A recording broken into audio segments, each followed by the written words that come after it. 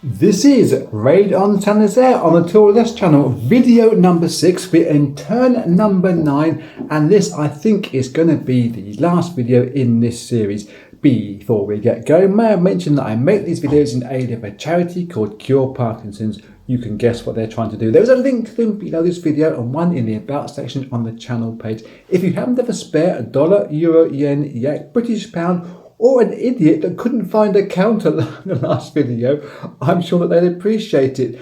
Now, I've had a nap.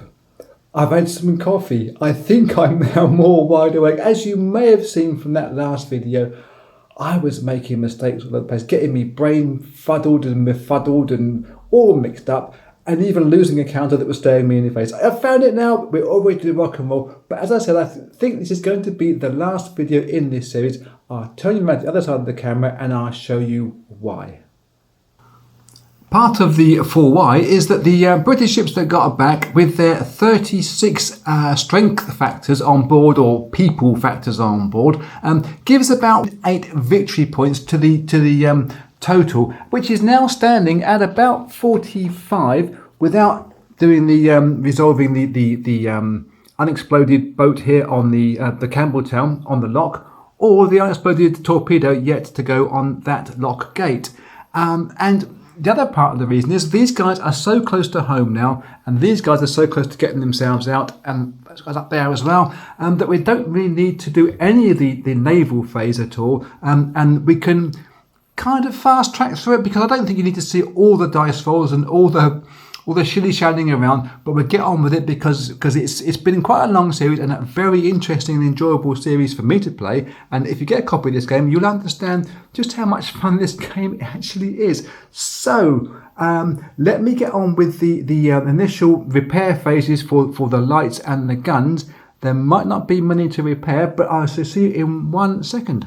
Okay, so the gun and light repair phase hasn't been too bad for bits. The only light that got repaired was this one down here, in an area where it's going to affect Smalley and Chant and possibly Woodcock and Burn, and we think actually Pennington as well is going to be coming down this way to get out of here, or to cover the retreat. He can't get out himself, unfortunately.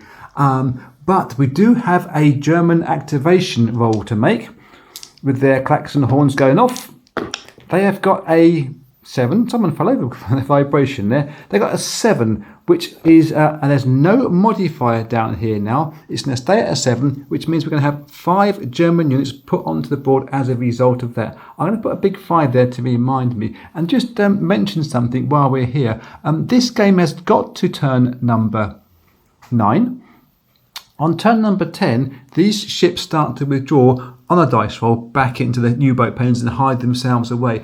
On previous games that I've played, the 2 previous games that I played, on both occasions, I think I was down to turns 12 and 13 before I called it. And this time we're going to be finishing much before then. So each time you play this game, it's going to be different depending on the die rolls and how good the flotilla gets in, or how bad it's beaten up on its way in, and whether you feel you want to hang around, because we've got some guys here still on board with some explosive charges which they could yet place, but it's just that feeling that I got, as I mentioned on the last video, that I want to get the boys home. So let me place these 5 German infantry units down and I will see you in a sec. So there were some fairly favourable placements for the Brits that time round. One's gone into a reinforcement zone, that's not going to affect it. One guy here is the wrong side of the harbour to do any real problems to the Brits. The only awkward one was this one down here, really, but Pennington's coming this way. That shouldn't be a problem. And one doubled up into, I think it was that space there. And so it doesn't get, that space, it doesn't get placed when there's already a commando unit in there. So that was, again, the Brits benefited by 1 that time round. Let's start moving some of the British commandos now. What I've managed to work out on their movement phase is that all these guys here, there's 1, 2, 3, 4 guys, can all get into here. He has 3 movement factors. It's a 2 plus 1 to get into there, and these guys here have all got 3s. It's a 1 plus 2 to get into there, if you follow the drift.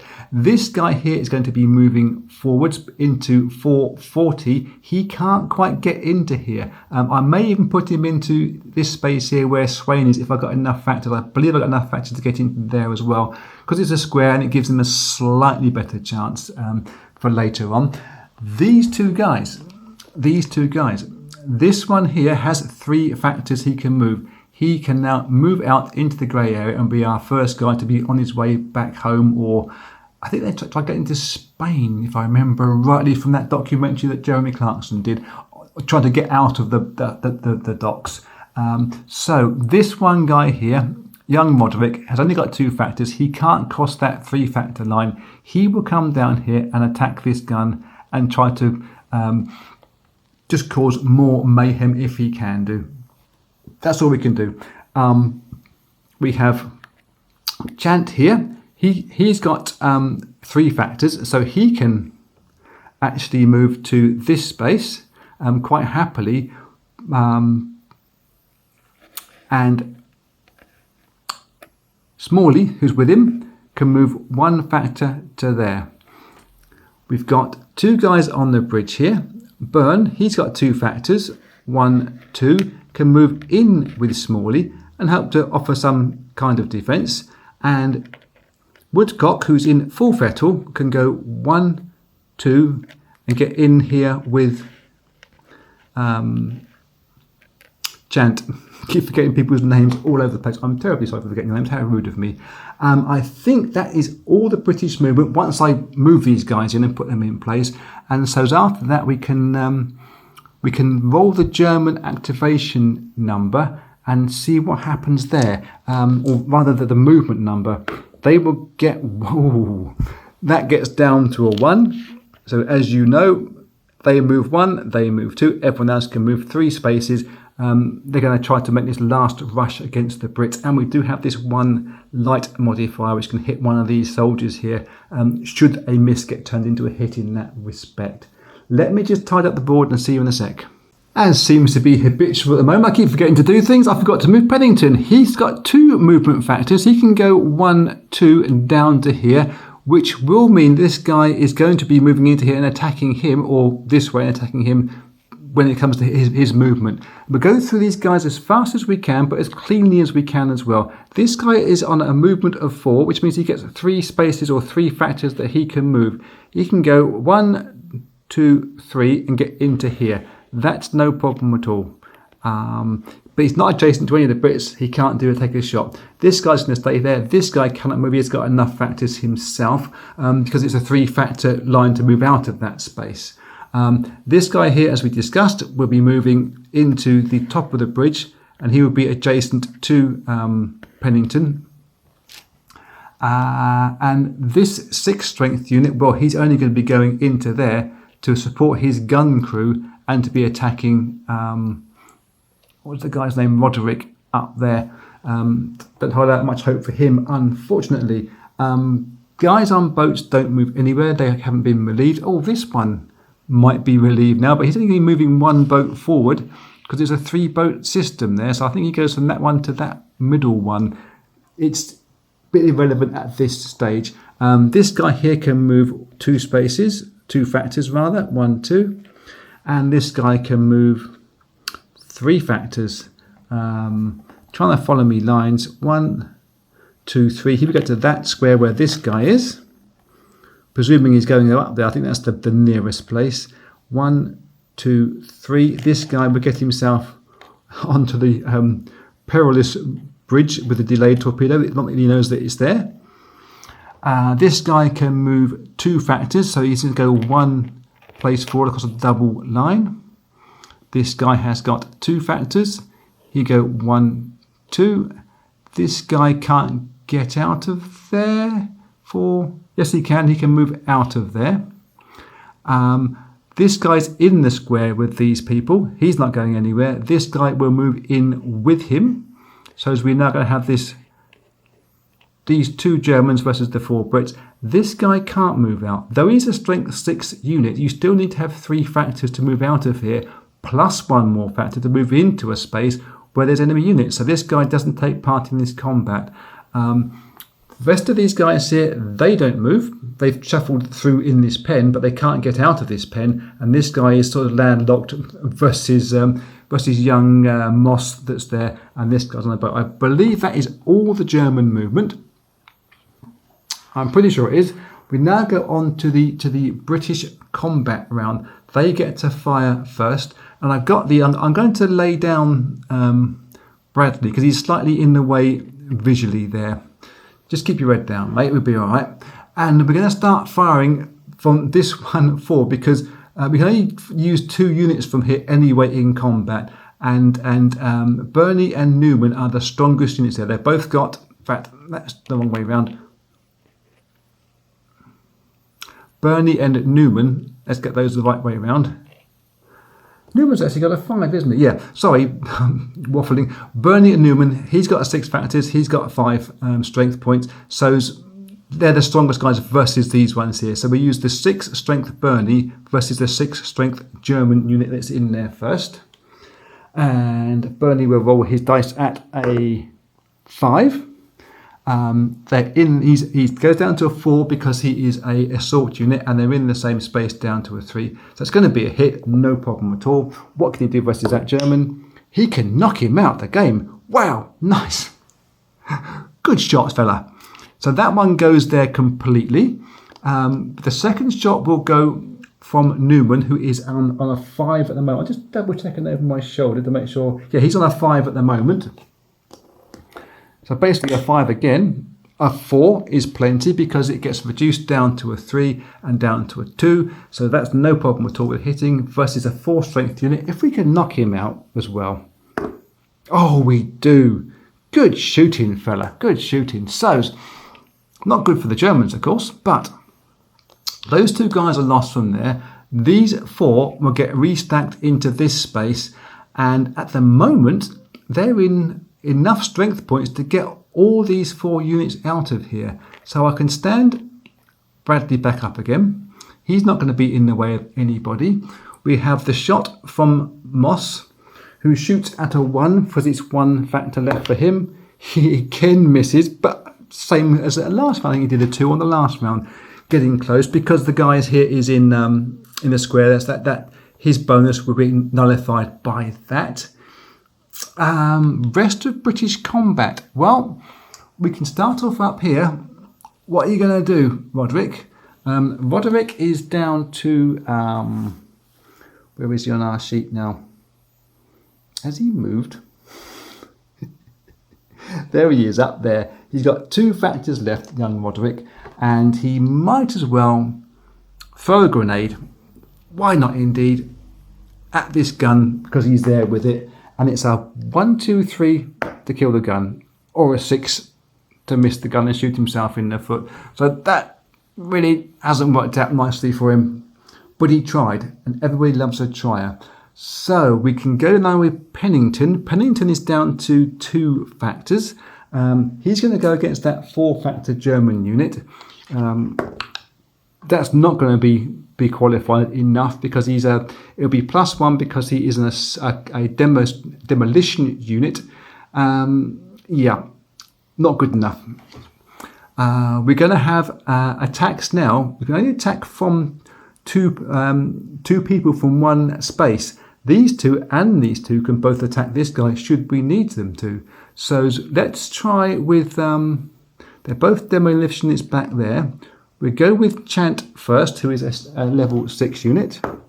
He's rolled a 6, plus a 1 would be 7. That's not going to work.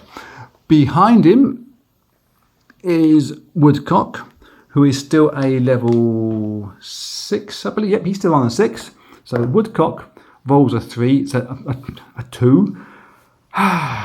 And he would do damage on that 1 level unit of 2. So this guy is taken out and cannot reply. Anywhere else for shooting? I think that is all the British shooting done. There is no long range fire. None of their great mortar shots that were so spectacular in the early part of the game. So we go on to the German phase now. Let me put the camera down, tidy everything up, and get back to you in a second. Okay, on to the German turn now for their combat. I don't think we need to see the die rolls for this. We've got a level 6 German infantry unit and a level 6 gun versus Roderick, who is on 2 strength. It's going to be a horror show. Yeah, we say goodbye to Roderick and we salute him. He is leaving the game. Coming down south, there is this one guy here. His doctrine of choice will be the strongest unit now, because he's got a line of fire versus anybody here that's on the adjacency, and I guess he's going to take the strongest, which is going to be Woodcock, I believe, from that one there. Well, the chance is probably still on a 6 as well. So it's 1, 2, 3, it's Woodcock. 4, 5, 6 is going to be Chant here, who's on a 6, and he can fire down that line. He's a 4 strength unit himself, the German. He's rolled at a 4, but Chant and Woodcock are both in square territory. So that extra 1, that bonus that they get from that, is going to save them. But there is a light. That light shines on that square, which now doesn't save them anymore. So we're going to get some damage done. Chant is going to hope it's going to be low. It is low, it's just a 1. So Chant has got away with it. That does mean he will be able to exit this time, or next time round. Does he lose any ammo? Of course he doesn't. That's not a problem at all. So this guy has fired. This guy can't shoot out from there. This guy hasn't got any adjacency to shoot from. I'm trying to find anything else that the Germans can do. We have this guy versus Moss. The German, I remember, I think he's a 2 strength unit, same as Moss on the other side of it. He's rolled at a 2, which would score a hit, except young Moss is in a square territory, so that saves him again. Nice.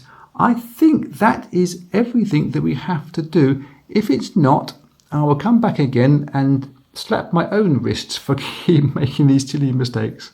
So we move on to turn number 10 now. We get the ship's withdrawal phase in the naval action. I don't fully understand what it's there for. It doesn't appear to do very much apart from perhaps move a soldier across from here or move some Brits off of boats if they were on them. I'm guessing it's more of a nod to history to say that that's what happened back in the day, but I'm not entirely sure about that. If you know more about it, then please let me know. The searchlight phase just turned that out of action back to a disrupt. That's all that's going to happen there. And so as we roll one of those dice for the withdrawal, it happens in the naval phase, and it's boats number 6. So anything in the number 6 slots, which is these guys up here, move back into there as far as I understand it. As I say, I understand it, but I don't understand it, if you know what I mean. We're going to get on with the German activation phase now, because everything else is a bit superfluous to it. We roll 2 dice. It's a +1 on their die roll now. It's going to be a 6 turns into a 7, which means 5 German units get put on the board. I'll see you in a second. Okay, nothing too scary from the placement there for those German units. Some into the outside reinforcement areas, and one of these guys comes down in here. It's not terrible. It's hardly worth reporting on. So as we go on to the British movement phase, now once again Moss is going to stay here and just hold this guy back. When these guys here could exit this turn, but there's no reason why they have to exit this turn. They in fact are going to wait here for young Bradley to catch them up, and he's got enough factors to move into here with the crew there. So we've now got 5 guys there, all waiting to go out in 1. And should these Germans get a great roll and start coming into them, well, they've got enough strength there to be able to hold them back. Unfortunately, Moss can't get out. He's just going to be staying there. And so when we come down to Woodcock and Chant, well, they are just going to get out of here now. I think there's no point in them hanging on because they're not waiting for anybody with enough strength to come with them. So Woodcock and Chant, they are going to retreat from there, knocking people over as we go. And Smalley and Byrne, well, where would they go? I can't see any reason why they would want to move from their square of safety. They can't get into a square with anybody else, so they might as well just wait here and wait out their final moments. Let's have a look at the German activation or movement number. It's a 4. That means fewer movements for everybody else. Let me do all that off camera and then we'll get on with this little bit of combat that's going to occur, I think. Okay, from that German movement roll, I think I'm ready to call this done and done now. Reason being, there wasn't enough German movement factors to get themselves any closer to this squad here. We did have Smalley move in with this crew here, and the Brits will move before the Germans get to go in there later on. So there's no way these guys are going to fail to get out of the docks and then score the victory points. And the only other places where combat would take place, well, Moss. We don't want to see the end of Moss. Similarly, down here, we have, Pennington here. He's probably going to lose it this time round, and he's done a sterling job of coming across the docks and working his way through, setting off his explosives twice, a couple of failures to explode early on, but he's done a grand job. I don't want to see him go now. We've got Smalley and Byrne, who did a great job holding this bridgehead. Saying they couldn't have exploded it, but that just happens. It's 12 victory points there if we'd have managed to do that, but it wasn't going to happen. I think the only other things we have to do now is to set the Campbelltown's charge to go off, effectively ending the game, if you like, on the following morning. And it's got a -2 modifier to it because it's been scuttled and we rammed the lock gates at a speed of 2. So well, we've done a massive job there. That's completely destroyed that one. And we got the delayed, half a minute later today, a delayed torpedo to hit this lock gate here, where the two Germans are stood there having their sandwiches and flasks of coffee. It's a normal torpedo to roll, and a 6 is not going to go off. So they're safe there, thinking, "What's that ticking sound? Oh, there must be a loud wristwatch." But I think that's it. I think I'm done with that game. With that 12 points we get for this one here, it moves us up to 57 victory points. We've also got it wasn't 8. It was 7.2 victory points in total for the guys that got home on the boats, and a couple of more victory points for the guys that got out from the grey areas up north and south and west and whatever else it is on these compass directions. And so our 57 will be up to 57, 59, 60 odd, getting close to that 70 victory point marker. Better than the Brits did on the day, apparently. And we could have hung around longer. We could have made more attempts at smashing these ships that are on the docks here. We could possibly have hung on and tried to get those U-boats pens done, but you know that the feelings that this game envisaged in me made me want to get the guys home to safety. Back to my handsome face. Right, it's terrific fun, this game, but the fun doesn't stop there. I come from old school vinyl records where you had an A side and a B side, and this game is the same. It's not quite the same as This War of Mine or Europa Universalis, where the boards are double-sided, but the game has a way of flipping it, because in the rulebook there's a little section here called scenarios. It's got 2 scenarios in here as alternative histories, where the British bombing raid didn't go off, or the U-boat 393 or 593, can't focus properly with the old mince pies. So it twists the game. I think it's going to twist the game towards the Brits or towards the Germans in terms of a balance. I don't think it's too. I haven't tried them out, but that's the way it appears to me. And I don't think it's too good or bad on either way around, because the major twist that will happen in this game is to how that flotilla comes in first time up the approach and how much damage is done to it by the Germans or not done to it by the Germans. That will twist the balance of the game quite a lot. So it keeps the game very much variable. But also within the game, built in, on your logbook here, you've got a place where you've got your primary targets and your landing zones for your boats. You can change them round. As long as you've got the same crew on the same boats, because that's easier to manage on your sheets here, you can put your people to go to different targets. Try to optimize your play to find the best way the Brits could have done this with the available resources. And again, you might have a brilliant plan there, better than the original plan, but you're still subject to the vagaries of coming up that approach zone and getting beaten up by that harbour defence and that dockside defence.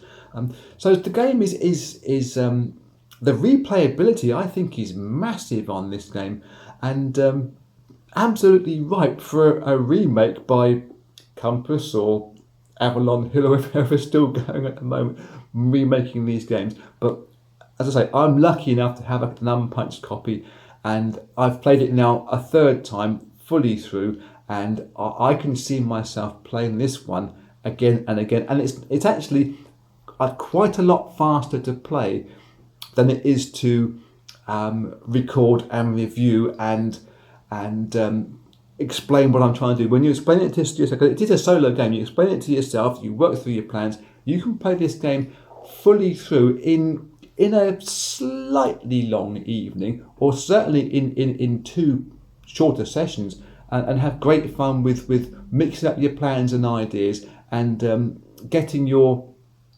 involvement in that, because I as you had seen there, I was deeply involved and wanting the guys to get out of this game. And if you play it without the soldiers on there, you're going to be able to see the board a little bit more clearly than all the clutter that I've got across my board. But I like clutter, so that's just my cluttered mind, I suppose. So anyway, that's it. We are done now. Thank you very much for watching. Until next time, be cool.